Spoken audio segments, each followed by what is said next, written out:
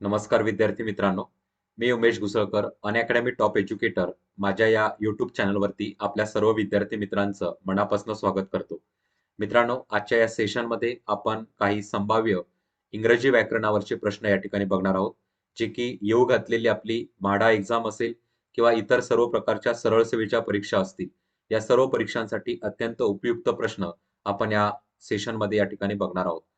त्याचबरोबर जर तुमच्या मोबाईलमध्ये तुम्ही अनअकॅडमीचं लर्निंग ॲप इन्स्टॉल केलेलं असेल, तर आपल्या अनअकॅडमीच्या महाराष्ट्र भरती एक्झाम या कॅटेगरी अंतर्गत या प्लॅटफॉर्मवरती मी तुम्हाला इंग्रजी व्याकरण हा विषय या ठिकाणी शिकवत असतो. जर अनअकॅडमीचं तुम्हाला प्लस सबस्क्रिप्शन घ्यायचं असेल, तर उमेश11 हा माझा रेफरल कोड आहे. हा रेफरल कोड वापरून तुम्ही अनअकॅडमीचं प्लस सबस्क्रिप्शन घेतलं, तर तुम्हाला अप टू 20% डिस्काउंट्स देखील या ठिकाणी मिळेल. अनअकॅडमीच्या लर्निंग ॲपवरती आपले फ्री कंटेंट देखील त्या ठिकाणी अवेलेबल आहेत. तुम्ही लर्निंग ॲपवरती जाऊन देखील माझे लेक्चर्स त्या ठिकाणी अटेंड करू शकतात. तर लेट स्टार्ट. आपण आजच्या या सेशनमध्ये काही महत्त्वाचे संभाव्य प्रश्न या ठिकाणी बघणार आहोत. Yes, okay. प्रश्न क्रमांक फर्स्ट आपल्याला स्क्रीनवरती दिसतोय. He said that he goes for a walk every morning. Identify the correct direct narration of the above sentence. वरती एक सेंटेन्स दिलाय आणि या सेंटेन्सचं तुम्हाला डायरेक्ट नॅरेशन विचारलंय. प्रत्यक्ष स्वरूपाचं कथन आपल्याला या ठिकाणी विचारलेलं आहे. ओके, बघा. He said he goes for a walk every morning. He said I want for a walk every morning. He said I go for a walk every morning. He said I will go for a walk every morning. चारही पर्याय read करा आणि अचूक पर्याय क्रमांक सांगा की या वाक्याचं डायरेक्ट स्पीच मध्ये रूपांतर पुढीलपैकी कुठलं असेल. सोपा प्रश्न आहे, आपल्याला या प्रश्नाचं उत्तर यायला हवं. सगळे प्रश्न एक्झाम ओरिएंटेड आहे. ओके, चला. तर चारही ऑप्शन्स पैकी आपलं या ठिकाणी राईट आन्सर कोणता आहे तो पर्याय क्रमांक तुम्हाला मेन्शन करायचा आहे. ज्यांना उत्तर येत असेल त्यांनी कमेंट बॉक्समध्ये उत्तर द्या. या प्रश्नाचं उत्तर आपलं पुढीलपैकी कुठलं आहे. डायरेक्ट स्वरूपाची वाक्यरचना तुम्हाला विचारली. अगदी छान. ओके, उत्तर मिळतंय आपल्याला. बघा, पर्याय क्रमांक तुमचं 3 या ठिकाणी राईट असेल. बघा, he said that he goes for a walk every morning हे तुमचं इनडायरेक्ट स्वरूपाची वाक्यरचना आहे आणि आपल्याला रूपांतर कशात करायचं आहे? डायरेक्ट स्पीचमध्ये. आता लक्षात घ्या, डायरेक्ट स्पीच मधून आपण जेव्हा इनडायरेक्ट स्पीच मध्ये रूपांतर करतो, तेव्हा काळामध्ये बदल होत असतो. बरोबर का? म्हणजे या इनडायरेक्ट स्पीच मध्ये तुम्हाला सिंपल प्रेझेंट टेन्स वापरलेला दिसतोय. कारण की गोज हे क्रियापदाचं 5वं रूप आपण इथे वापरलेलं आहे. म्हणजे याचा अर्थ इनडायरेक्ट मध्ये इथे सिंपल प्रेझेंट टेन्स आहे. मग डायरेक्ट मध्ये काय वापरायचं? तर लक्षात घ्या, आपण सिंपल प्रेझेंटचा सिंपल पास्ट हा इनडायरेक्ट मध्ये करतो. पण इथे सिंपल प्रेझेंट ऑलरेडी इनडायरेक्ट मध्ये आहे. म्हणजे याचा अर्थ तुम्हाला डायरेक्ट स्पीच मध्ये एकतर युनिव्हर्सल ट्रूथ वापरायचं आहे किंवा तुमची हॅबिच्युअल ऍक्शन रेग्युलर कृती असल्यामुळं तिथे सिंपल प्रेझेंट टेन्स वापरायचा आहे. म्हणजे लक्षात घ्या, त्याच कंडिशन मध्ये तुमचा काळामध्ये बदल होत नाही जेव्हा युनिव्हर्सल ट्रूथ आलेलं असेल किंवा तुमचं रेग्युलर ऍक्शन त्या ठिकाणी नियमित घडणारी कृती आलेली असेल. म्हणून आपलं राईट आन्सर आहे पर्याय क्रमांक 3. He said I go for a walk every morning हे तुमचं राईट उत्तर या ठिकाणी असेल. कारण की इथे बघा, तो म्हणाला, तो स्वतःबद्दलच या ठिकाणी बोलत आहे. म्हणून इनडायरेक्ट मध्ये इथे काय झालं? वाक्य असर्टिव्ह आहे. इथे आपण दॅट घेतला कंजंक्शन साठी.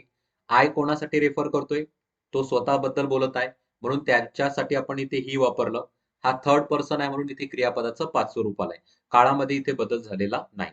सो पर्याय क्रमांक 3 तुमचं या ठिकाणी राईट आन्सर असणार. क्वेश्चन नंबर नेक्स्ट बघा. Identify the incorrect sentences from the given below. खाली तुम्हाला 4 सेंटेन्सेस दिले आहे आणि त्यापैकी इनकरेक्ट सेंटेन्स कोणता आहे तो पर्याय क्रमांक निवडायचा आहे. 4 सेंटेन्स आहे. ऑप्शन केअरफुली रीड करा आणि त्यामध्ये सांगा की कोणतं वाक्य तुमचं चुकीचं आहे. इनकरेक्ट पर्याय क्रमांक तुम्हाला ओळखायला सांगितला आहे. A large number of trees were cut. Plenty of pens are on the table. A lot of girls like it. The number of players are 11. पुढीलपैकी कोणतं वाक्य इनकरेक्ट आहे? येस, ज्यांना उत्तर येत आहे ना त्यांनी कमेंट बॉक्समध्ये उत्तर द्यायचं आहे. ऍक्च्युली प्रश्न बघा, हे एमपीएससी लेवलचे प्रश्न आहेत, आपल्याला परीक्षेमध्ये विचारले जातात. तर या प्रश्नाचं उत्तर जर तुम्हाला येत असेल तर कमेंट बॉक्समध्ये सांगा की कोणतं वाक्य इनकरेक्ट आहे.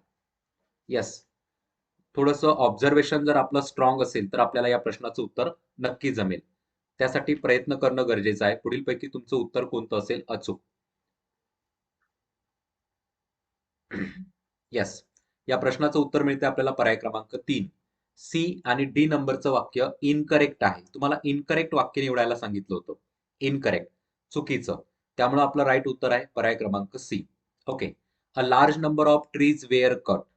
आता लक्षात घ्या, इनकरेक्ट हे बरोबर आहे. एक नंबरचं वाक्य बरोबर आहे. बी नंबरचं वाक्य देखील बरोबर आहे. मग सी का चुकीचं आहे ते आपण इथे बघूया. अ large number of, a plenty of, a great number of, a large number of, a group of, यानंतर अनेक वचनी नाऊन येतं आणि त्यानंतर येणारं क्रियापद देखील आपण अनेक वचनीच वापरतो. म्हणून ए आणि बी बरोबर आहे. बरोबर. पण मात्र सी मध्ये बघा, अ lot of girls likes. Likes हे क्रियापदाचं 5वं रूप आहे, जे की सिंग्युलर व्हर्ब फॉर्म आहे. हा चुकीचा आहे. इथे तुम्हाला लाईक पाहिजे होता. पर्याय क्रमांक जो काही 3 आहे त्यामध्ये आपल्याला दिलंय की सी आणि डी चुकीचा आहे. तर सी का चुकीचा आहे? इथे क्रियापदाचं पहिलं रूप वापरावं लागेल, प्लुरल वर्ब. ओके. म्हणून सी वाक्य चुकीचं आहे. आता डी पण या ठिकाणी बघा, the number of players are 11. Okay. आता नंबर ऑफ प्लेयर्स, खेळाडूंची संख्या किती आहे? 11 आहे, असं आपल्याला इथं म्हटलंय. आता जेव्हा सेंटेन्समध्ये a number of, a large number of येतं, तिथे आपण प्लुरल वर्ब वापरतो. मात्र याला एक्सेप्शन आहे, तो अपवाद आहे. अपवाद काय? The number of. जर वाक्यामध्ये द नंबर ऑफ आलेलं असेल, तर द नंबर ऑफच्या नंतर आपल्याला नेहमी सिंग्युलर व्हर्ब वापरायचा आहे. द नंबर ऑफच्या नंतर आपण काय वापरतो? सिंग्युलर व्हर्ब तुम्हाला वापरायचा आहे. म्हणून या ठिकाणी तुम्हाला इज वापरावं लागेल. The number of player is 11. हे वाक्य या ठिकाणी राईट असेल. ओके. म्हणून आपलं पर्याय क्रमांक 3 चुकीचा आहे. सी आणि डी चुकीचा आहे. नेक्स्ट क्वेश्चन बघा. Complete the following sentence. She politely ask him. तिने नम्रपणे विचारले होते. तिनं नम्रपणे त्याला विचारले होते. To release her hand, to leave her hand, to give up her hand, to let her hand. पुढीलपैकी कोणता पर्याय क्रमांक तुम्ही यूज करणार? सोपा प्रश्न आहे. आपल्याला या प्रश्नाचं उत्तर यायला हवं.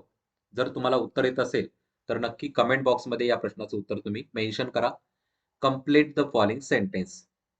Yes. She politely ask him. तिने नम्रपणे त्याला विचारले होते. काय वापरणार? पुढीलपैकी राईट ऑप्शन कुठला असेल?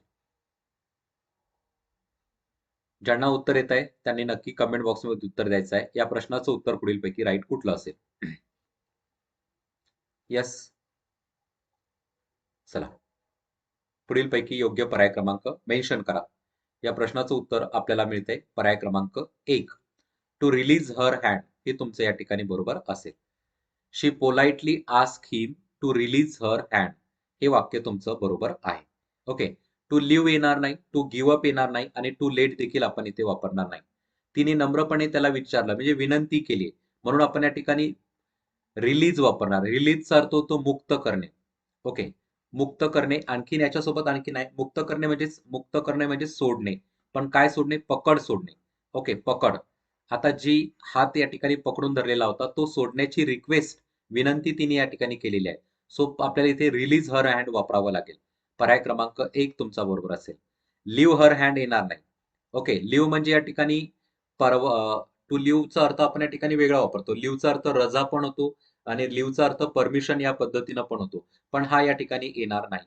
पर्याय क्रमांक तुमचा 1 बरोबर असेल. क्लिअर? गिव्ह अप म्हणजे त्याग करणे, सोडून देणे. ओके. तर तिने नम्रपणे सांगितलंय का की माझा हात कायमचा सोडून टाक? नाही. रिलीज हर हँड, मुक्तता करणे आहे. सो पर्याय क्रमांक 1 तुमचा बरोबर असेल. Got it? Yes. Next question.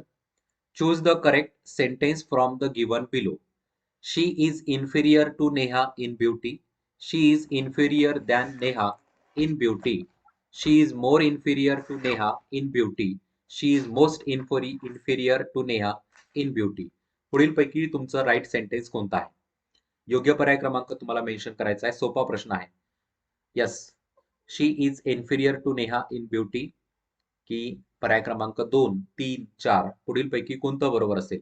तो पर्याय क्रमांक तुम्ही मेन्शन करा कमेंट बॉक्समध्ये. या प्रश्नाचं उत्तर पुढीलपैकी कुठलं असेल? सोपा प्रश्न आहे. या प्रश्नाचं उत्तर मिळते पर्याय क्रमांक first. She is inferior to Neha in beauty. हे तुम्हाला वापरावं लागेल.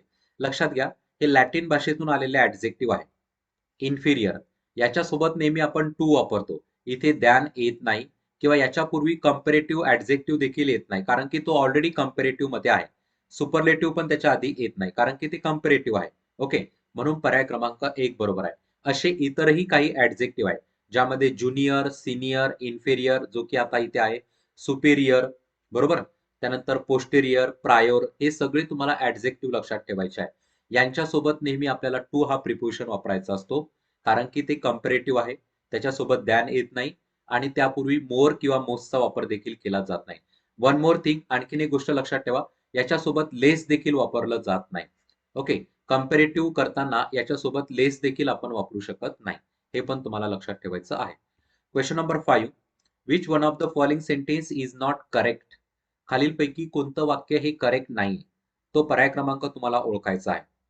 ही spoke the truth, didn't he, they usen't to come here, none of them have seen Shaniwar Wada, didn't they, kindly post this letter, will you.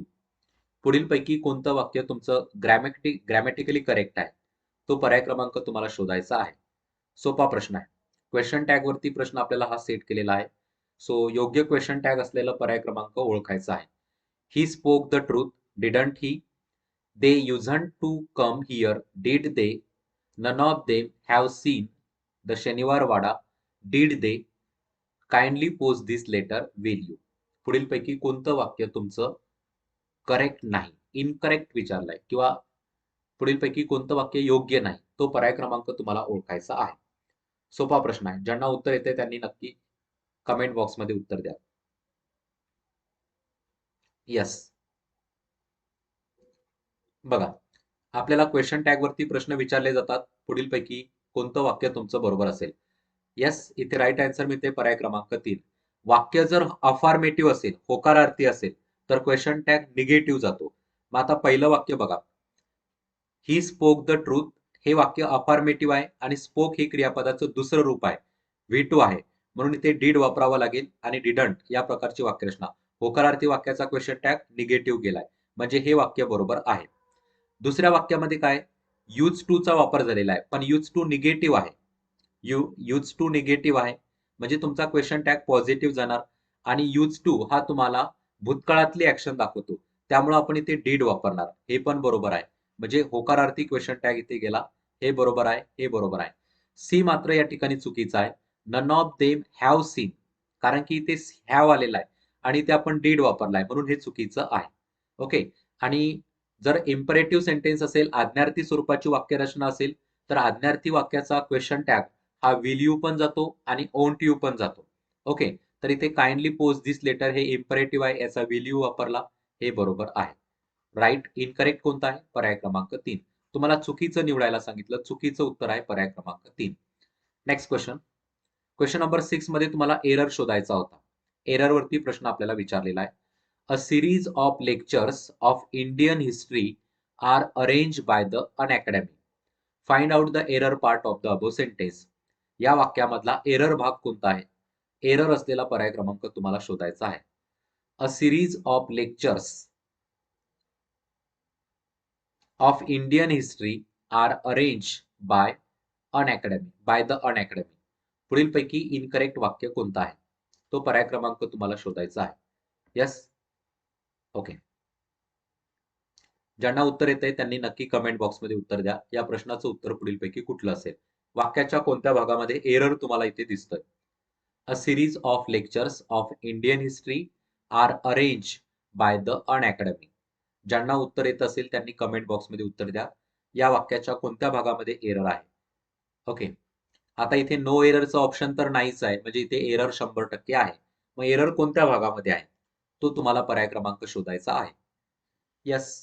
ज्यांना उत्तर येत असेल त्यांनी कमेंट बॉक्समध्ये उत्तर द्या. या प्रश्नाचं उत्तर पुढीलपैकी कुठलं असेल? अगदी छान. ओके. वैभव, आकाश, तुम्हाला उत्तर आलंय. येस. पर्याय क्रमांक सी मध्ये एरर आहे. आर अरेंज आलेला आहे. अ सिरीज ऑफ लेक्चर्स, लेक्चर्सची एक सिरीज आहे, एक मालिका आहे. इथे आपल्याला एक आलेला आहे. आर्टिकल काय दाखवतोय? एक आहे. ओके, एक ग्रुप म्हटलंय त्याला, म्हणून आपण इथे इज वापरणार. ओके. सो आर अरेंज या भागामध्ये एरर आहे, त्यामुळे पर्याय क्रमांक तुमचा सी या ठिकाणी राईट आन्सर असेल. Next question. क्वेश्चन नंबर 7 मध्ये आपल्याला प्रश्न विचारला होता, identify the most appropriate meaning of underlined part of the given sentence. He did not care of for his family, he wanted to gather rose only. Yes. Identify the most appropriate meaning. योग्य meaning तुम्हाला ओळखायचा आहे. Underline केलेला जो काही part दिसतोय त्या भागाचा योग्य पर्याय क्रमांक मिनिंग तुम्हाला इथे शोधायचा आहे. ओके. येस. चला, फ्रेजेस वरती जे काही आहे, एक प्रकारची ही फ्रेज आहे, यावरती प्रश्न तुम्हाला परीक्षेमध्ये विचारले जातात. He did not care for his family. त्याला त्याच्या फॅमिलीची काळजी नाही. He wanted to gather roses only. Okay. तर टू गॅदर रोजेस ओनलीचा अर्थ काय होतो? To save money miserly, to seek all enjoyment of life, to obtain fame by hard work, to paint a rose picture of the past. पुढीलपैकी कोणतं right answer असायला पाहिजे? ज्यांना उत्तर येत आहे ना त्यांनी कमेंट बॉक्समध्ये उत्तर द्या. या प्रश्नाचं उत्तर पुढीलपैकी आपलं कोणतं असेल योग्य? तो पर्याय क्रमांक तुम्हाला आयडेंटिफाय करायचा आहे. या प्रश्नाचं उत्तर मिळते आपल्याला पर्याय क्रमांक 2. To seek all enjoyment of life. हे तुमचं या ठिकाणी राईट आन्सर असेल. ओके. त्याला त्याच्या फॅमिलीची, त्याला त्याच्या परिवाराची काळजी नव्हती होती. ओके, नव्हती. सिंपल पास्ट मधली ऍक्शन आहे. He wanted to gather roses only. त्याला काय वाटत होतं? त्याला फक्त त्याचं आयुष्य आनंदामध्ये जगवायचं होतं किंवा त्याला पूर्ण त्याचं आयुष्य हे आनंदामध्ये घालवायचं होतं. So he wanted gather roses only. ही जी इडियम आहे याचा अर्थ होतो to seek all enjoyment of life. इतर तुमचे ऑप्शन या ठिकाणी चुकीचे आहे. पर्याय क्रमांक 2 तुमचं राईट आहे. तुम्हाला इथे स्क्रीनवरती दिसतंय एक्सप्रेशन्स ऑफ द डे. एक इथे इडियम दिलेले आहे, गॅदर रोजेस ओनली. बघा, याचा अर्थ काय होतो? Sick all the enjoy of life, म्हणजे जीवनाचा पूर्ण आनंद लुटणे या पद्धतीनं. याचा यूज करून दिलेला आहे. आपल्याला इथे एक्झाम्पल दिलाय. पिक्चरमध्ये एक स्नेहा नावाची मुलगी दिसते. Sneha did not care for her family. स्नेहाला तिच्या परिवाराची काळजी नाहीये. She wanted to gather roses only. तिला फक्त तिचं आयुष्य, तिचं आयुष्य जे असेल, तिचं लाईफ जे आहे, तिला ते आनंदात जगायचं आहे. ओके, या प्रकारे. तर इथे गॅदर रोजेस ओनलीचा अर्थ काय होतो? Sick all the enjoy of life या पद्धतीनं. यस, राहील सगळ्यांच्या लक्षात? ओके. तर गॅदर रोजेस ओनलीचा अर्थ तुम्हाला या पद्धतीनं लक्षात ठेवायचा आहे. ही इडियम्स, ही फ्रेजेस तुम्हाला परीक्षेमध्ये विचारली जाऊ शकते. ओके. त्यामुळे महत्वाची आहे, परीक्षेच्या दृष्टिकोनातून आपल्याला लक्षात ठेवायची आहे. क्वेश्चन नंबर 8 बघा. Change the voice from the given sentence. Are you not revising your lessons? Okay. Are your lessons not be revise by you? Are your lessons not being revised by you? Are not your lessons revised by you? Are not being revising your lessons? पुढीलपैकी कोणतं तुमचं right answer आहे? तो पर्याय क्रमांक तुम्हाला इथे mention करायचा आहे. सोपा प्रश्न आहे. व्हॉइस वरती आपल्याला हा प्रश्न विचारलेला आहे आणि वाक्य प्रश्नार्थक आहे. इंट्रॉगेटिव्ह स्वरूपाची वाक्यरचना आहे आणि त्याचं व्हॉइस तुम्हाला बदलायचा आहे. येस. पुढीलपैकी तुमचं राईट आन्सर कुठलं असेल? Are you not reviving your lessons. पुढीलपैकी योग्य पर्याय क्रमांक शोधा. येस. पुढीलपैकी तुमचा राईट आन्सर कुठलं असेल? चारही ऑप्शन्स रीड करा आणि अचूक उत्तर मला सांगा की या प्रश्नाचं उत्तर योग्य पुढीलपैकी कोणतं असेल. थोडासा नेटवर्कचा इश्यू आहे मित्रांनो, थोडंसं डिस्टर्ब होत आहे. आपण 10 क्वेश्चनच या ठिकाणी घेऊया, नेटवर्कचा प्रॉब्लेम असल्यामुळं. पर्याय क्रमांक 2 तुमचं या ठिकाणी राईट आन्सर असेल. Are your lessons not being revive by you. हे तुमचं वाक्य बरोबर असेल. कारण की इथे बघा, वाक्य प्रश्नार्थक आहे आणि प्रेझेंट कंटिन्यू टेन्स इथे आलेला आहे. Are you not revising your lesson असं आपल्याला दिलंय. कंटिन्यू स्वरूपाची वाक्यरचना आहे. मग जेव्हा हे वाक्य आपण, आता हे वाक्य कोणत्या प्रकारचं आहे? ऍक्टिव्ह स्वरूपाचं आहे. आपल्याला कशामध्ये बदल करायचा आहे? पॅसिव्ह मध्ये. पॅसिव्ह मध्ये बदल करताना आपण पहिली स्टेप मी तुम्हाला सांगितलं होतं, वाक्य पॅसिव्ह करताना काय करायचं आहे तर. ओके, सब्जेक्ट ऑब्जेक्टची रिप्लेसमेंट आपल्याला करून वाक्याच्या या ठिकाणी बदल करावा लागतो. तर इथे युअर लेसन्स हा तुमचा ऑब्जेक्ट आहे, मग तो सुरुवातीला येणार. आता हा लेसन्स किती आहेत? अनेक आहे, म्हणून आपण इथे आर वापरला. Are your lessons. वाक्य नॉट आहे तर नॉट वापरा आणि कंटिन्यू असल्यामुळे बिईंग वापरायचं आहे. थोडक्यात काय, जिथे तुम्हाला बिईंगची वाक्यरचना दिसेल, ओके, म्हणजे इथे तुमचं 2 आणि 4 मध्येच तुम्हाला कन्फ्युजन होतं, पण इथे पर्याय क्रमांक 2 तुमचं राईट आन्सर असेल. ओके. आपल्या स्पेशल लेक्चरवरती, लर्निंग ऍपवरती मी तुम्हाला नक्की हे कशा पद्धतीनं सॉल्व्ह करायचं हे त्या ठिकाणी एक्सप्लेन तुम्हाला करता येईल. क्वेश्चन नंबर 9 बघा, second last question. Pick out the wrong sentence. The surface of the table feels rough, you have work hardly, she is not very well today, आणि शेवटचं ऑप्शन आहे I have no information to give you. पुढील पैकी कोणतं वाक्य तुमचं wrong आहे? Wrong sentence तुम्हाला ओळखायचा आहे. Choose the correct option. योग्य पर्याय क्रमांक आयडेंटिफाय करा. येस, सोपा प्रश्न आहे, प्रत्येकाला याचं उत्तर यायला हवं. Pick out the wrong sentence. The surface of the table feel rough, you have work hardly, she is not very well today, I have no information to give you. पुढील पैकी तुमचं चुकीचं वाक्य कोणतं आहे? ज्यांना उत्तर येते त्यांनी कमेंट बॉक्समध्ये द्यायचं आहे. या प्रश्नाचं उत्तर पुढीलपैकी राईट कुठलं असेल? इनकरेक्ट वाक्य निवडायला सांगितलंय, रॉंग सेंटेन्स आपल्याला ठिकाणी निवडायला सांगितलेलं आहे. या प्रश्नाचं उत्तर मिळते पर्याय क्रमांक 2, you have work hardly. Okay, you have work hardly. लक्षात घ्या, हार्डली हे जे ऍडव्हर्ब आहे हे या ठिकाणी चुकीचं आहे. Okay, you have work hard वापरावं लागेल. हार्डलीला कसा सेन्स आहे? निगेटिव्ह. हार्डली म्हणजे क्वचित या पद्धतीनं, हे या ठिकाणी येणार नाही. त्यामुळे पर्याय क्रमांक 2 तुमचा रॉंग आहे. हार्ड वापरावा लागेल. क्वेश्चन नंबर लास्ट बघा. I am looking for an accommodation in this part of the city. I am looking for a accommodation in this part of the city. I am looking for the accommodation in this part of the city. I am looking for accommodation in this part of the city. पुढील पैकी कोणतं वाक्य तुमचं बरोबर आहे? तो पर्याय क्रमांक तुम्हाला शोधायचा आहे. यस, ओके, सोपा प्रश्न आहे. पुढील पैकी कोणतं वाक्य तुमचं राईट असेल? तो पर्याय क्रमांक ओळखायचा आहे. ज्यांना उत्तर येते त्यांनी कमेंट बॉक्समध्ये या प्रश्नाचं उत्तर द्या. पुढील पैकी राईट कुठलं असेल?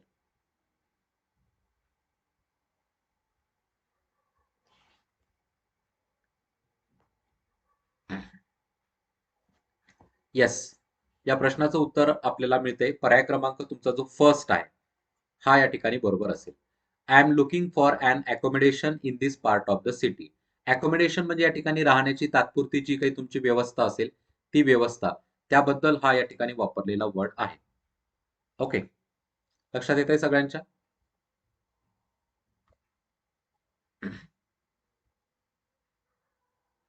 येस, सो पर्याय क्रमांक तुमचं 1 या ठिकाणी राईट असेल. Okay, I am looking for. Looking for he एक फ्रेज आहे. लुक फॉरचा अर्थ होतो टू फाइंड. टू फाइंड म्हणजे शोधणे. ओके, तर मी या शहराच्या भागामध्ये काय करत आहेत? तुम्ही जेव्हा पहिल्यांदा एखादी गोष्ट शोधता, अकोमोडेशन म्हणजे या ठिकाणी राहण्याची व्यवस्था, तर इथे आपल्याला उच्चारानुसार, प्रोनाऊन्सिएशन नुसार आपल्याला ॲन वापरावा लागेल. सो पर्याय क्रमांक 1 तुमचं या ठिकाणी राईट आन्सर असेल. ओके, सो आय होप तुम्हाला आजचे प्रश्न समजले असतील. थोडासा नेटवर्क इश्यू होता मित्रांनो, त्यामुळे जास्त प्रश्न आपण इथे घेत नाही आहोत.